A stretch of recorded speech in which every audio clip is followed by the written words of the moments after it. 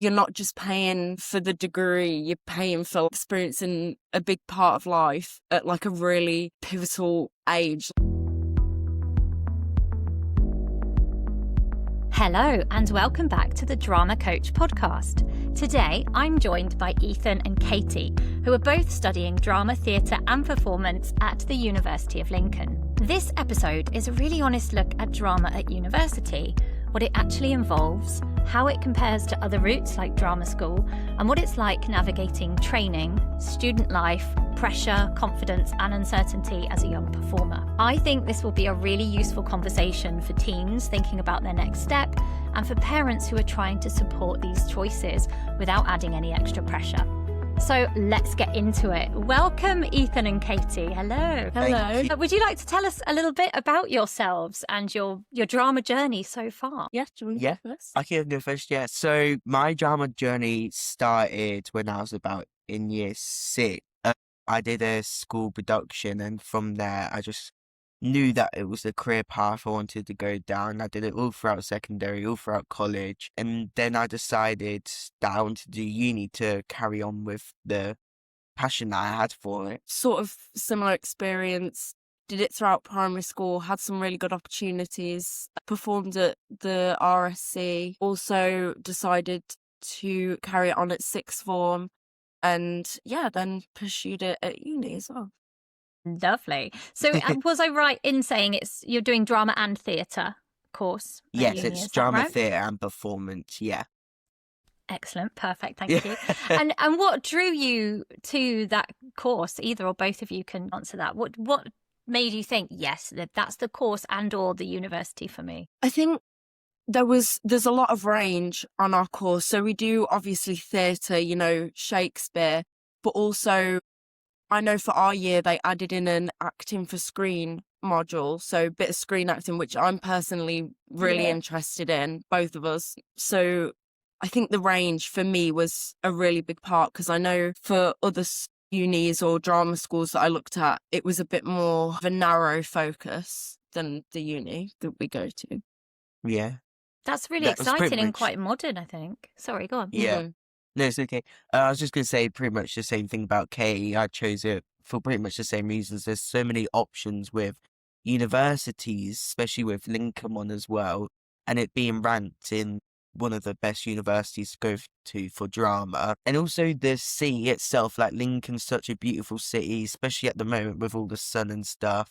Like, we've just really enjoyed our time here in the sun. And are you in your first year at the moment? Second year. So you've done that. Yeah. Wow. And coming towards the end of your second year now, I presume it's a 3-year course. Yeah. Yes. Oh, so yeah, wait, so 2/3 of the way through, really. That's very exciting. What was my other question? Yeah, basically done. Ticked it off. Did either of you consider drama school? Yes. And if so, why? A bit Why more not? heavily than me. Okay. Yes. Tell me about that. So basically, I was going to go to a place called Met Film Leeds, which is basically just screen acting. Like, that's the main focus. That's all they do. I then decided to change my thing last minute, just because I was like, I don't know if I want to do that, because it's just very set focused. Like, if you go into it, you don't know what else you could have done. Like, with this uni, of course, I found out we're doing screen acting, and screen acting's what I like, but there's still so many other options as well. Like, we do theatre performances as well. Like, there's a big tie in our group with who likes screen and who likes theatre. I think for me as well, I also considered drama school, but I think my biggest reason not for going into drama school was the competitiveness of it. It's very, like, I didn't want to feel like I was against anybody. I wanted it to feel like I could make friends, work together. And, I know people who chose to go to drama school, and it can be very much a bit cutthroat, if that makes sense. Like, you're all trying to get on top of each other, if that makes sense. It makes absolute sense, and is one of the big reasons I didn't go into the industry around your age, actually. There's a moment I won't go into now, but it's exactly that. But I thought that was the case only 20 years ago. I thought that had gone now, because since I've flipped from teaching to, well, I still teach, but, got into the industry in the last few years, I've only met really lovely, supportive people. And I don't know if that's my age or who I'm drawn to, but 20 years ago, that's exactly what I was told. You need to fight, you need to strip everybody down, and that was against everything I was for, and that's why I decided to teach. I was like, no, I don't like that, I like this. Yeah. But I was under the impression now that that had changed, but clearly not enough if that's still the message that's coming through to people your age right now. I'm really sad to hear that. That's a shame. Yeah.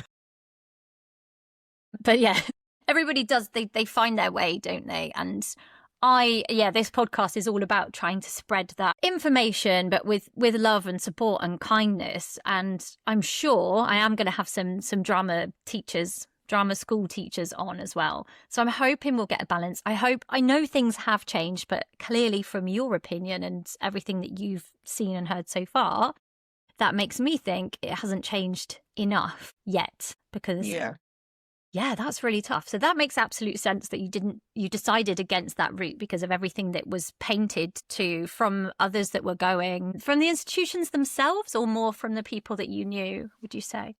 Well, on like open days, for example, I just very much got the sense that it was less of a community and more of a, this is what you're signing up for, like, quite stern. And also, I do know people who have had a really positive experience, but I wonder if maybe, they weren't at the standard they were supposed to be meeting, it would be different. Okay. But I think maybe it's not the case everywhere, obviously. Like you say, you have to have a balanced view, but it's just the experience that I don't want to take away from your view at all. It's just it makes me sad. So I'm just going with the hopefulness that it's not all like that. But yes, we need to absolutely share these opinions. I think it is really important. Don't let me take that away from you just because I want to see the good in everything. No, I totally respect that, and I'm really glad that you're speaking about it, because that's really, really important that people don't keep quiet and have, again, this is for parents as well, because we had the parents involved in series 1 with sort of looking after the little ones that suddenly spring into acting. But so I would imagine, I'm hoping we still have the parents listening when this series 2 airs, and they're not going to desert their kids just because they're 18, 19, 20 now. They're still going to hopefully be involved in helping them make those decisions and really weigh up what's right for them. So let's talk a bit about we talked about pressure and and I think I know the answer to this. Do you think that drama at university is sometimes misunderstood in relation to perhaps drama schools? I think, my personal opinion is, I think it is, because everyone hypes up drama school. It's like, if you go drama school, it's like the best thing ever and stuff. But really, I found that drama university is so much better. Like, we've met so many people off coursework. We're friends with people in dance, zoology, like there's so many others. But if we went to drama school, that would be very limited. So I think, it is very misunderstood. Did sidetrack there, but it is very misunderstood because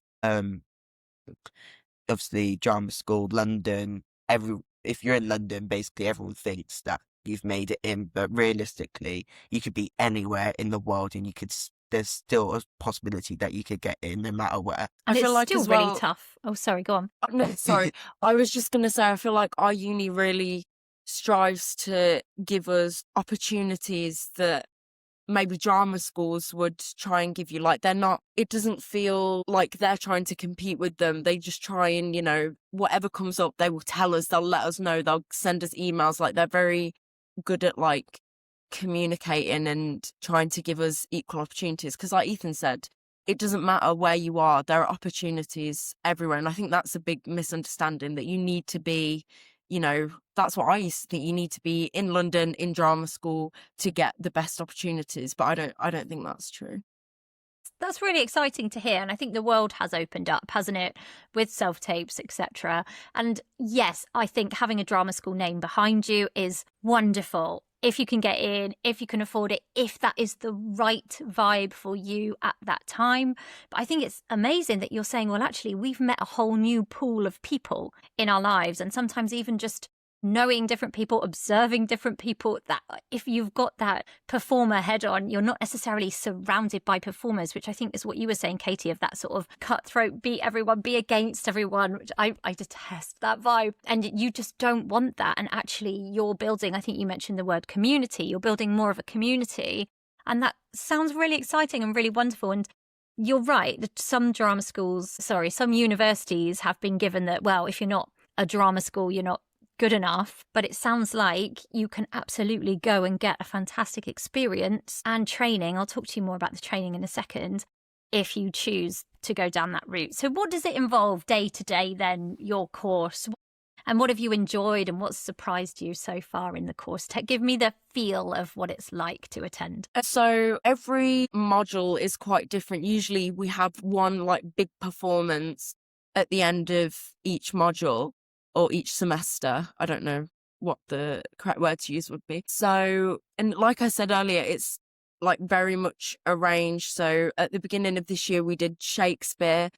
And typically we get split into groups. So we've had a real mix of people. We've got to work with pretty much everybody on our course. And we sort of work very much as a collective. And we do obviously get input from our lecturers.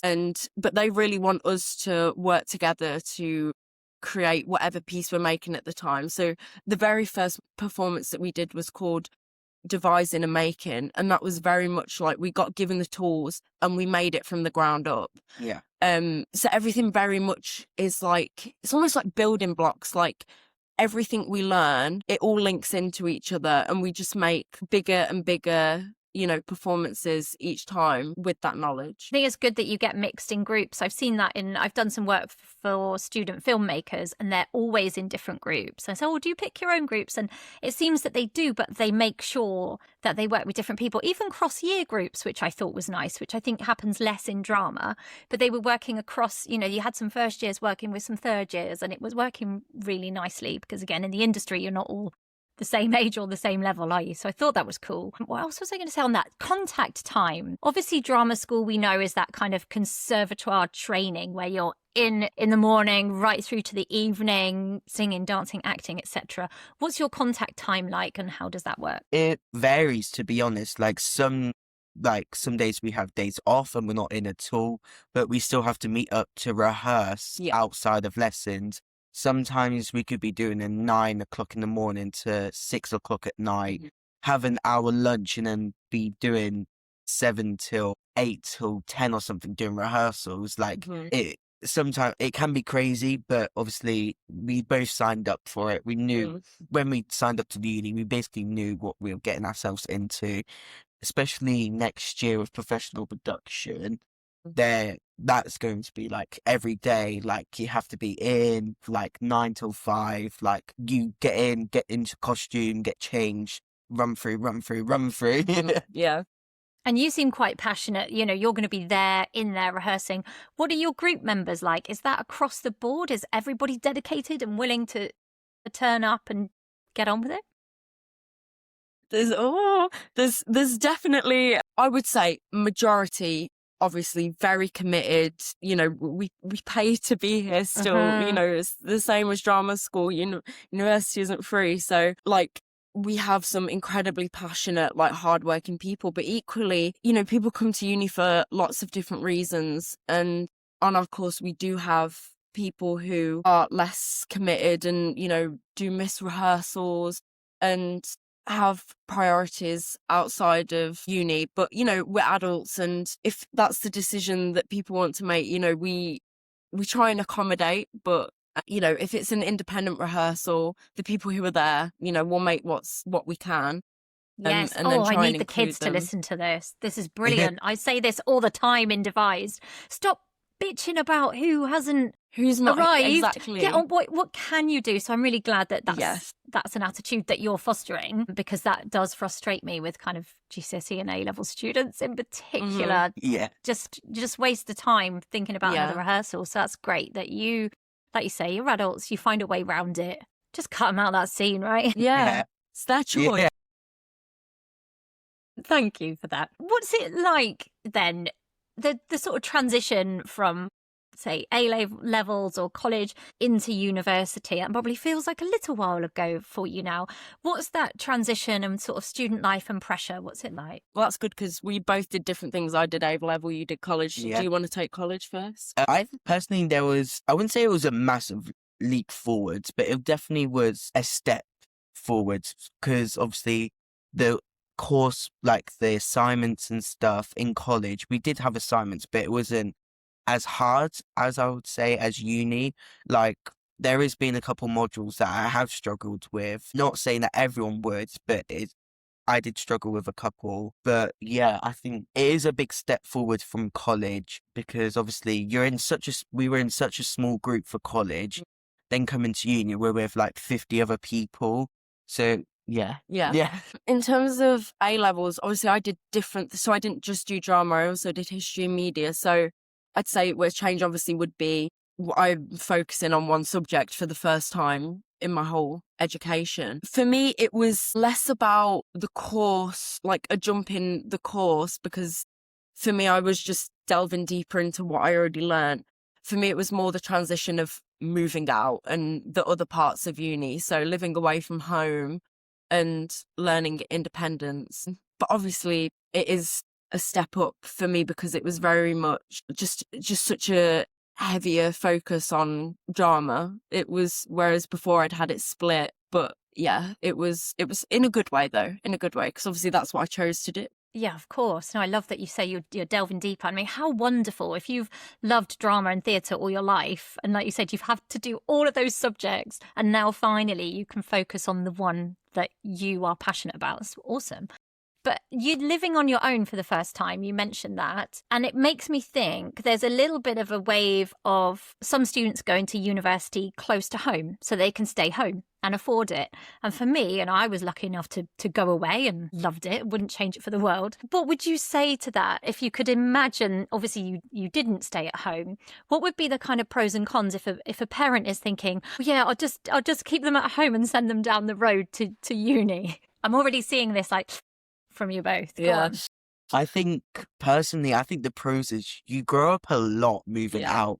Like even my parents said that I've matured so much from moving out because you're relying on yourself. You can't rely on your parents. My parents are 2 hours away. I can't just simply walk down the road to like go for a cup of tea or something. Like it's also, I think it's the friends you make as well that makes it more comfortable for you, like especially at the very beginning. Everyone's always going to be nervous. Like if you're not nervous, then like you don't care, but like majority of people are always nervous, and that's completely reasonable. Like I was nervous first coming in, especially when I came in like a couple of weeks late, but yeah, I think you shouldn't worry about it. It's obviously it's scary living from home. You probably haven't done it before, but it's the risk that you've got to take. So you're thinking suck up the extra debt for the experience of that growing up. And yeah, as a parent, I was talking to a friend about this and we were saying, do we think our kids when they're older would do that? And we were both of the opinion of,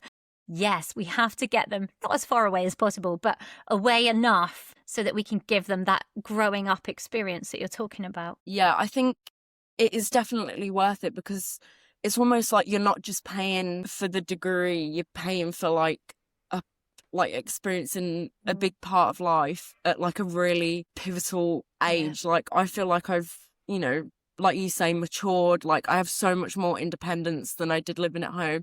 And what I always say to my parents, like about how I was in first year, like of course, like you said, you're nervous, you sort of don't really know what you're doing, you sort of going in blind, but you just adapt. Like you sort of, like people are so nervous that, oh, what if I don't, settle, or what if it's not worth it? But and for some people obviously it doesn't become the right choice, but I think for majority of people that we've known who have maybe struggled in the beginning, you do just adapt. Like you sort of settle into it and you learn as you go.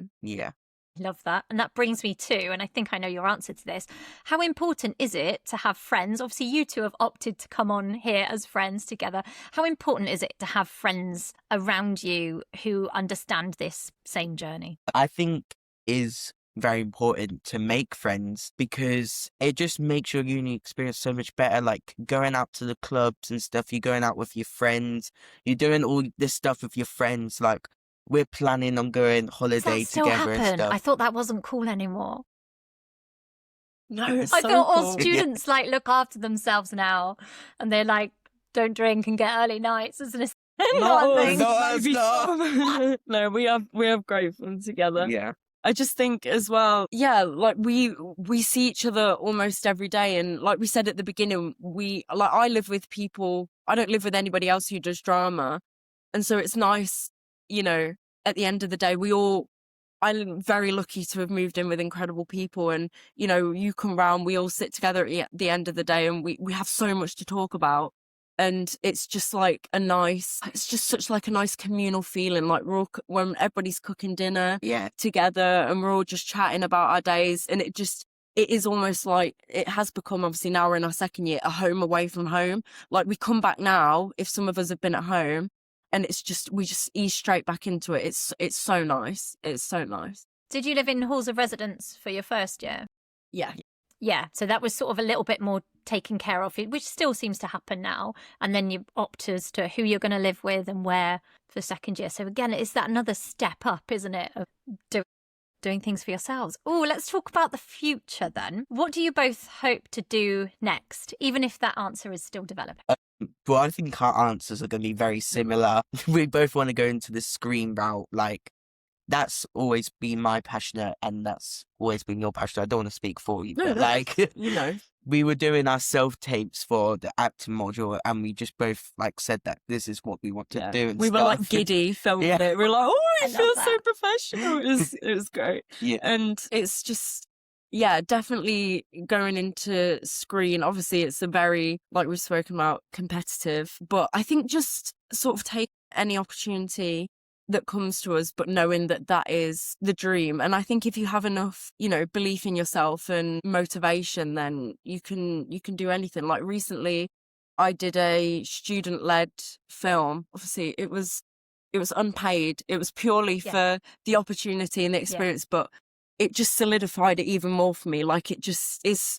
I was so excited every day. I was like literally giddy to just go on a set and do all the things just for the experience. And yeah, I think I'll just stick in before we hear more about yours, Ethan, is that I love what you're saying there, and I've felt that, and my daughters have as well, because they've done some screen jobs. And I think if you love it, then you put up with there is waiting around, you know, it's not glamorous. And a lot of younger children think it is, because they think it's all Oscars and red carpets and whatever. It's not. And yes, you might get treated like a princess, but that's more because they need to know where you are and, you know, keep your makeup perfect or whatever. So I love that. If you can be giddy about it and enjoy it, and you still enjoy it when you get self-tape after self-tape, if you or your child, if you're a parent listening, are still enjoying this, then yes, I think it absolutely is meant for you. And if you don't mind the waiting around or the line learning or the standing up, my youngest daughter had to be rained on for something. So she was literally in the winter being rained on by a hose, but she was all over it. She loved it. Yeah. Yes, she got cold, but they looked after her as best they could. And I think if you love it, that is exciting. It was really nice to watch you sort of light up as you talked about that. So you're obviously really clear where you want to go. I would also interject that having a side hustle or another job alongside of it, and I'd love to hear your ideas for that. But I think, Ethan, you wanted to say a bit more about going into screen acting. I think, obviously I've always wanted to do screen acting. In college, I did a student-led film as well, and I think that solidified it for me as well. Like, just enjoying speaking to people. Like, you make so many new people. You get so many new connections from people. Yes. Like, somebody knows someone that could be a casting director for a Marvel film. Like, it's always a good opportunity if you want to go down that route. Yeah. I was just going to say, I live in a very, like, middle of nowhere. Like, there's just absolutely nothing.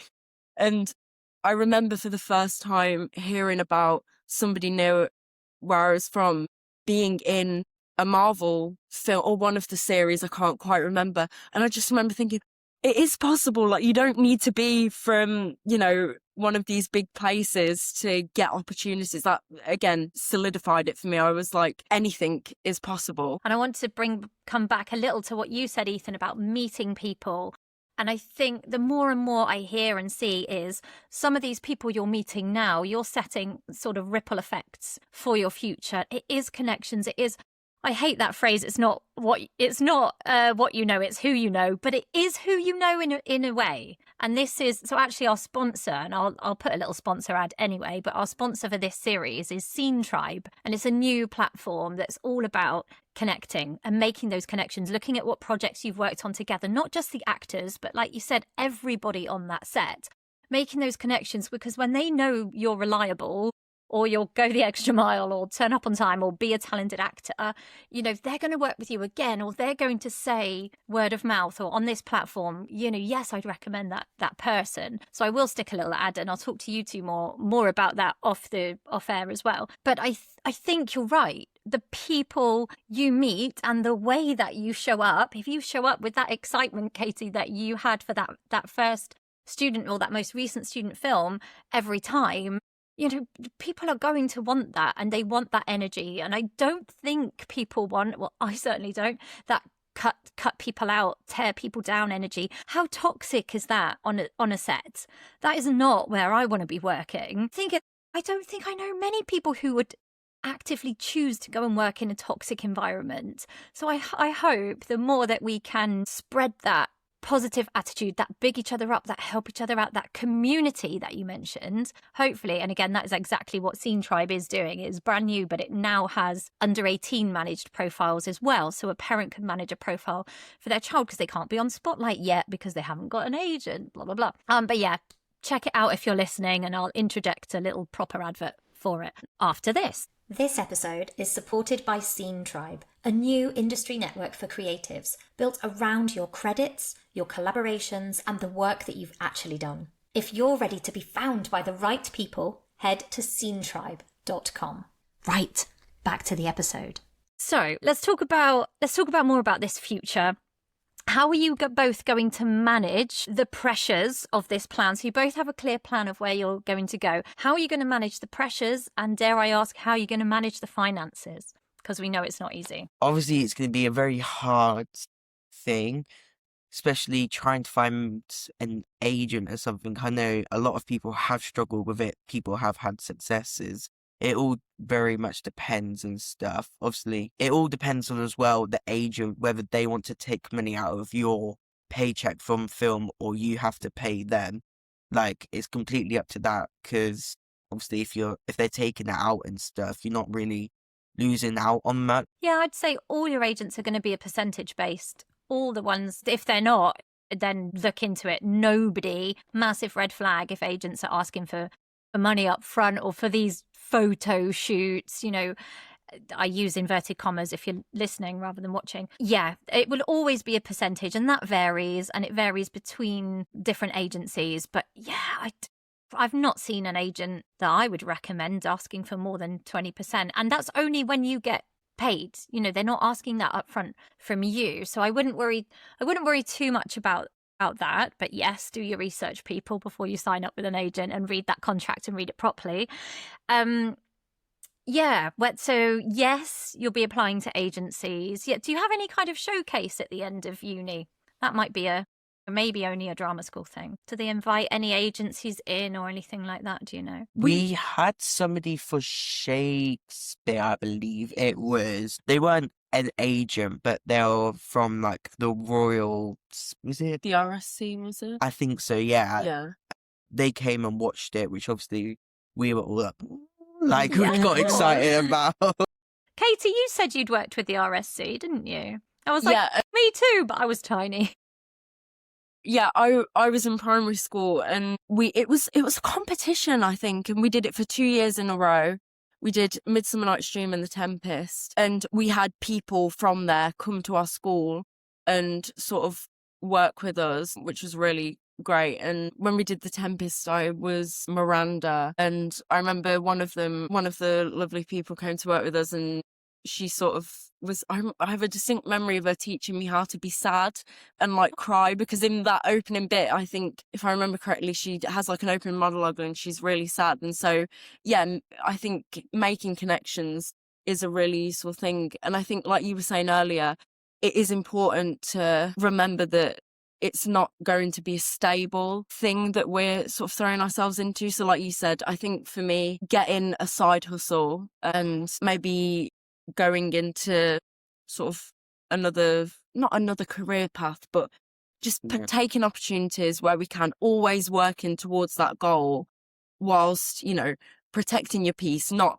going into anything that, is going to badly affect your mental well-being, because it's, unfortunately there are people who will do that to you in this industry. Have you got any top tips first of all, I want to come back to the crying, because I always say to people, I want to know what the top tip was that you were taught, because I always say, well, you try not to cry because that's what humans do. You're actually trying not to cry. But of course, as a young child, what did she say to you? Can you remember how she taught you to cry? I think that sounds fascinating. It was, I think it was which I think was a really useful tip, is not so much like stare at the wall or something. It was very much like, what are you sad about in this scene? Like, understand why you're upset. Can you relate to any of these things? And she sort of talked about, first and foremost, was understanding what you were saying and why it was an upsetting thing for your character, which I thought was really good. Like, she wasn't just like, oh, we'll get you a tear stick or something like that. Or think about when your dog died, or it's actually tapping into the script. That's brilliant. Yeah, which is a lot for, like, I was probably 8 or 9, so you don't really want to bring up those things for a child. So, but obviously, it is harder for, even now, like, some actors do use tear sticks and stuff, which is absolutely fine. But I think that initial sort of advice of understand what you're saying was really, like, had a positive impact, because it felt a lot more natural. Thank you. Thanks for sharing that. And so to both of you then, so we're thinking about, I don't always I think side hustle gets I know I use that word, but sometimes gets a bad rep. What do you see yourselves doing? What could you enjoy? I mean, gosh, is it front of house at a theatre? Is it bar work? Is it running your own online business? What kind of things could you still enjoy? I think that's the really hard thing, isn't it? You have this passion for acting and performing on screen. What can you still enjoy that's going to bring, I say this is like for anyone who's listening, ideas that they could get into and still enjoy earning money whilst they are waiting, because you should never just be sat waiting for these jobs. Any ideas coming to mind? The one that you mentioned, like front of house at a theatre, like running, like being in that theatre, even if it's like the receptionist job of like checking tickets, but like, or people ringing up to do tickets, I still think that you're still in the drama thing, like drama aspect and stuff. And if you can go in, because obviously you need secure like staff members in the theatre, you can volunteer yourself to, well, I know someone that volunteers all the time, but you can go and sit there and watch it and stuff, and you're still enjoying yourself while doing this drama. Can't they? Yes. I know a few ushers, but they do volunteer to usher in their spare time, but then they get however many free theatre tickets. So yeah, what a lovely thing to do. But that's the other side. So I know some like retired people, and they do that. They usher and they love it because they still want to be in the theatre world. So that's a really nice idea for your free theatre tickets anyway. And then you mentioned I pictured stage door, might be a stage door job. And again, you're not just getting paid to do a job, but you're connecting with people in that world. And I think, again, if you're in a job that you hate, you're not going to be making nice, happy, joyful, yourself kind of connections, are you? If your job is grinding you down, I don't know, say you hate call centre work or whatever, it's going to, some people might absolutely love it. I shouldn't have given an example. If you're in something that you hate, that's going to impact you, isn't it? I think you mentioned, Katie, mental health. If you can go into something that you do like and is hopefully flexible and would be flexible and would let you go off at a drop of a hat, it's a fast-moving industry. When you suddenly get that role, well, then maybe it is the time that you sadly have to leave that job and then pick something else up when you get back. And for me, it was always like to be a reliable person. I find this really hard. If I have to rearrange my coaching, luckily I have a really good relationship with the students and with the parents, and I'm very open and honest about what I do, and it's worked so far.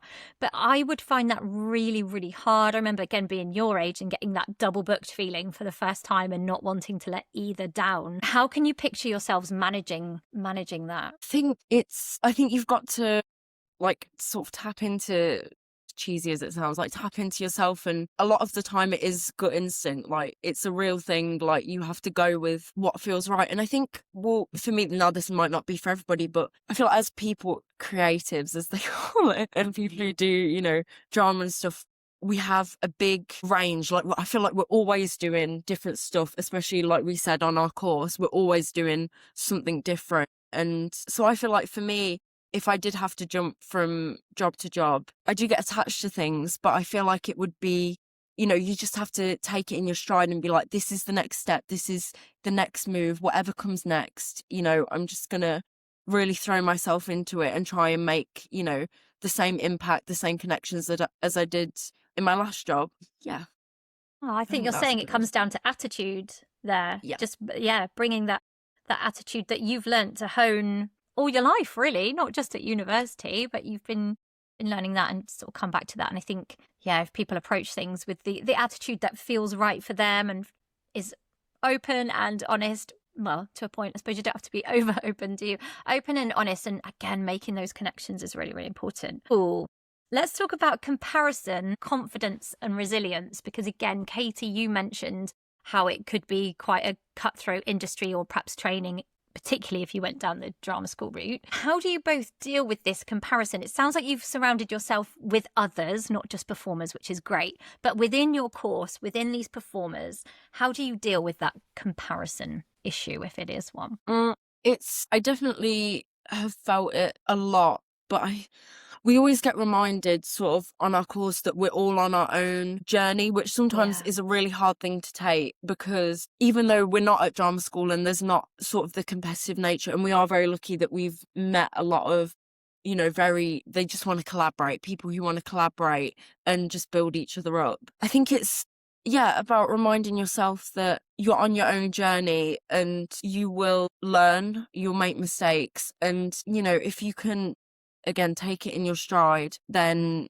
it's hard. It is a trick, because I think we're still learning about that. We're still comparing ourselves, but I always try to remember that I'm on my own journey and I'll learn. We're all at different paces, because like you say, it's a very fast moving industry and we're all just trying to keep up. Do you have anything to say? No, I feel like I think you pretty much hit on the spot, to be honest. That's what I would probably say as well. Like, obviously people have their own stuff that they all do, and like you said, it's a very fast moving industry.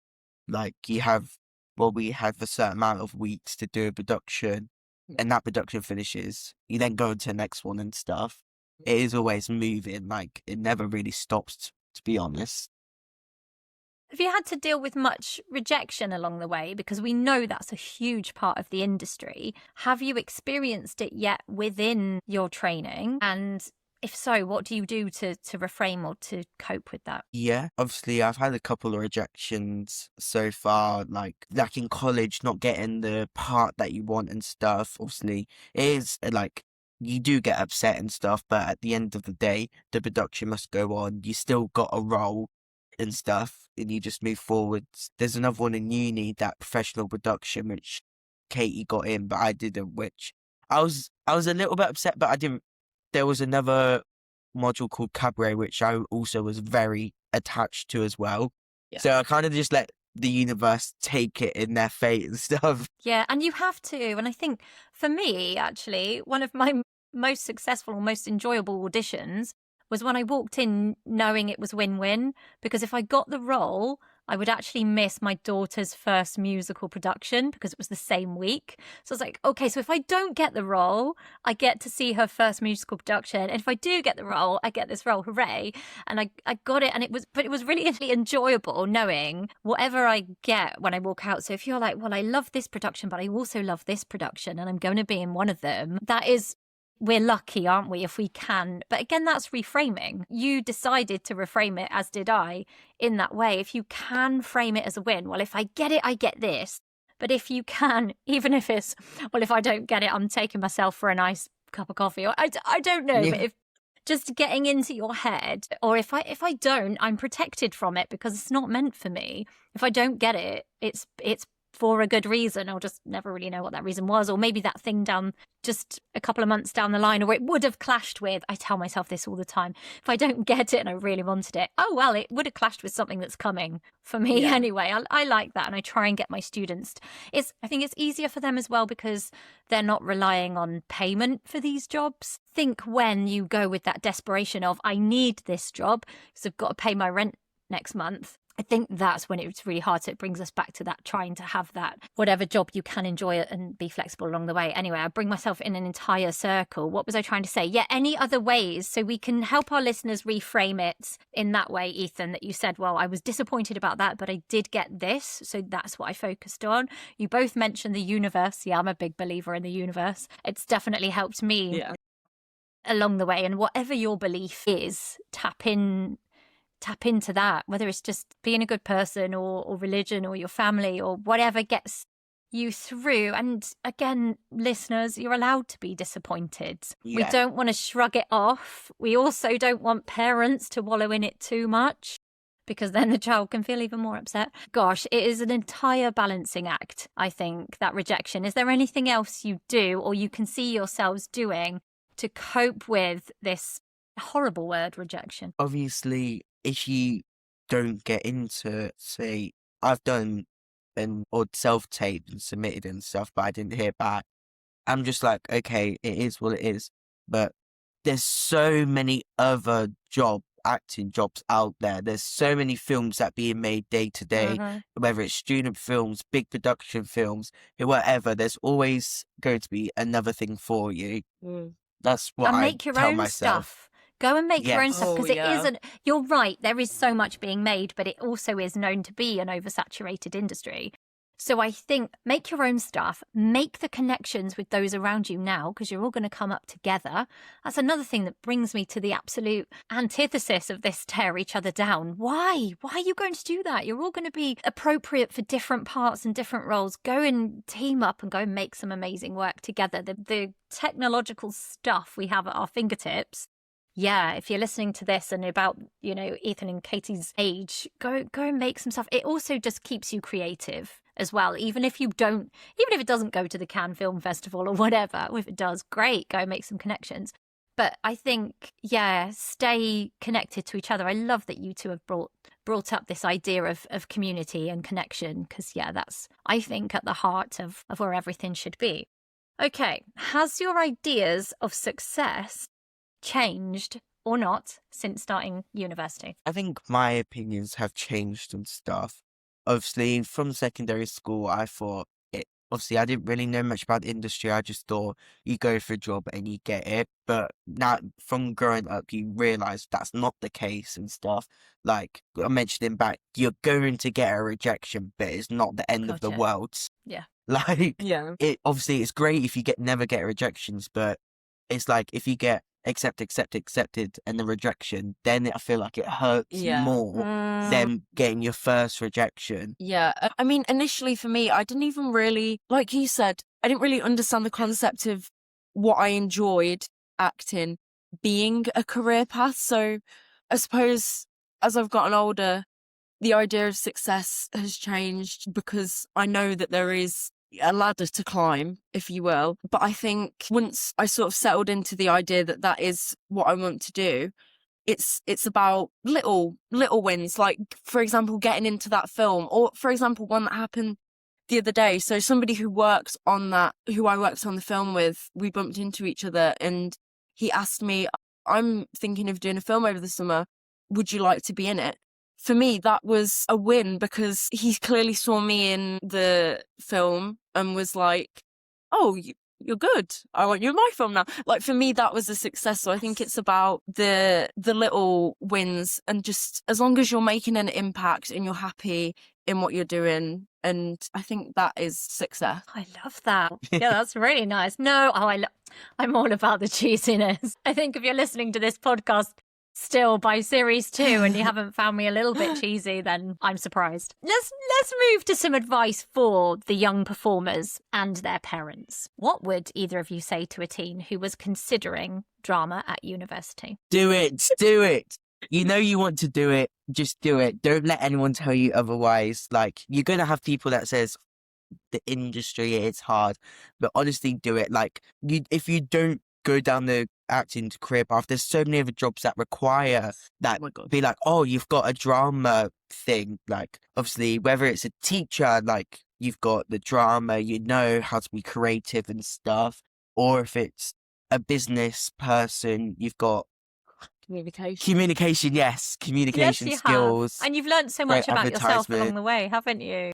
Yeah. I think that's really important. You might be listening to the podcast thinking drama is forever, and it might not be. You or your child might change their mind, but I do not think a drama degree is wasted. As long as you know you can pay off I remember celebrating, I think it took me 10 years to pay off my student debt, but it came out of my wage and it was okay. And I remember celebrating that, but I know it's a lot more now, 20 plus years later. So yes, as long as you know there's a way with the funds, there's still student loans, right? I presume. Yes.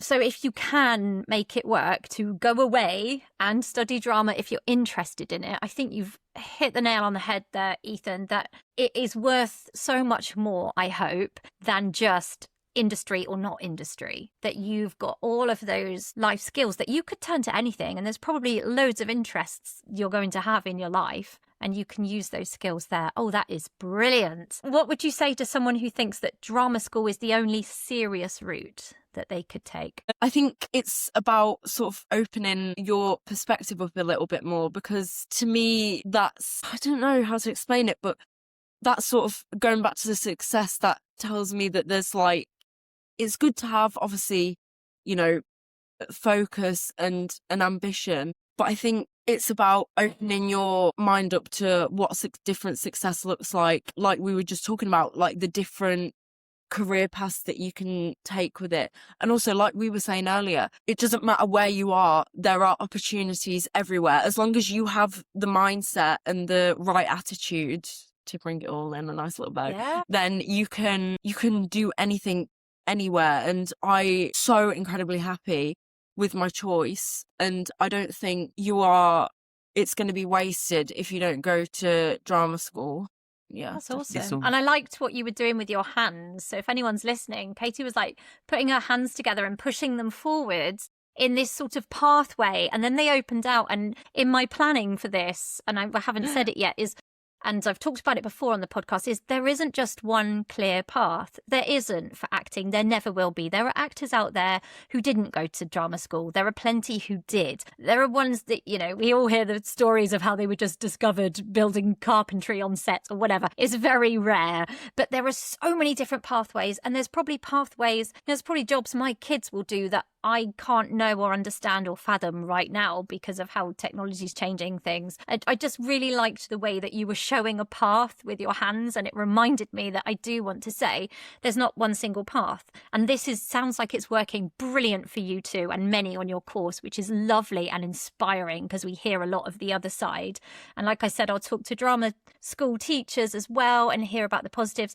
And that's what we want to do on the podcast, just give as much information as we can, as many different opinions as we can, and help people hopefully make their own decisions. Okay, what did you both wish you knew before starting this course? That's a good one. I think maybe having the knowledge that not everybody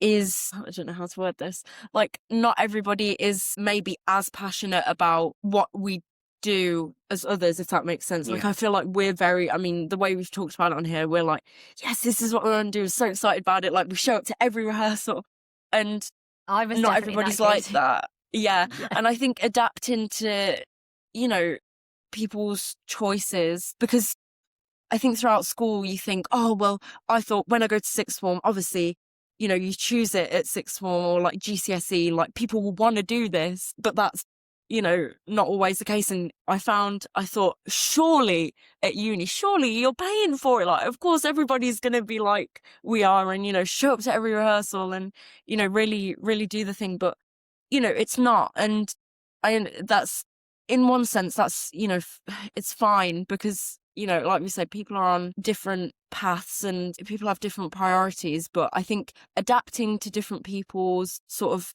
mindsets and, working, what's it called? Like the way people work, adapting to that was something that I learned. I wish I knew. Yeah, so you could have known that and gone, okay, everyone's not going to be as passionate as me, which we find in life for different things, right? We all enjoy different things and we think people are going to be there with the same mindset that we have and they perhaps haven't. So yeah, that's something that actually you say you wish you'd known, but I think you learnt and you learnt well. It's probably sat with you in a better way having learnt it, if that makes sense. But yeah, it would be handy for you to know that, and people can go into a degree in drama and theatre going, okay, not everyone is going to come with that same passion and dedication that I've got listening to this podcast right now. Ethan, would you agree with that? Is there anything springing to mind for you? You're like, I wish somebody told me this thing. Not everybody's going to get along. That's another thing that obviously probably most places do. But obviously people are going to clash. Everyone's all around the UK coming to one uni. One place, yeah. And obviously you're with each other pretty much all the time and stuff. There can be those little arguments or something, but it shouldn't scare people off, if you know what I'm saying. Yeah. It's any place, like a job place, people are not going to clash. Yeah. Like you're going to get it life, everywhere. isn't it? Yeah. Yeah. Great. Yeah. So it chalks up to be a good experience after all. What about the parents that are helping these teens or early 20s make the decision of where to go, should they go? What's the kind of advice that you can offer those parents, perhaps things that you wanted or needed to hear from them? I think I'm very lucky that my parents were always very much like, if this is what you're passionate about, we will support you. I think it's almost a reaction thing as well. So, for example, when I was touring different unis, my mum said to me, like, when I came here, I saw it in you. Like, I saw your face light up. I saw you look about and you just, like you kept saying, like, I just lit up. And whereas at different places, she could see it on my face that same spark wasn't there. So I think it's about, as a parent, I would assume that you have an intuition when you see your kids like reacting to things. So I think it's about having conversations. Like me and my parents always talked about, what we'd just seen. If we'd gone to tour uni, like sitting down, having a conversation, what were the pros, what were the cons? And then I guess the other part of it, like I said, is a bit more of an intuition thing, something that you just see in your child when they go to a certain place or when they talk about something. Because I remember looking at one uni, I hadn't even been there yet, and I was like, oh, this is where I want to go. I went there and it wasn't what I thought it was going to be. And so this was really unexpected.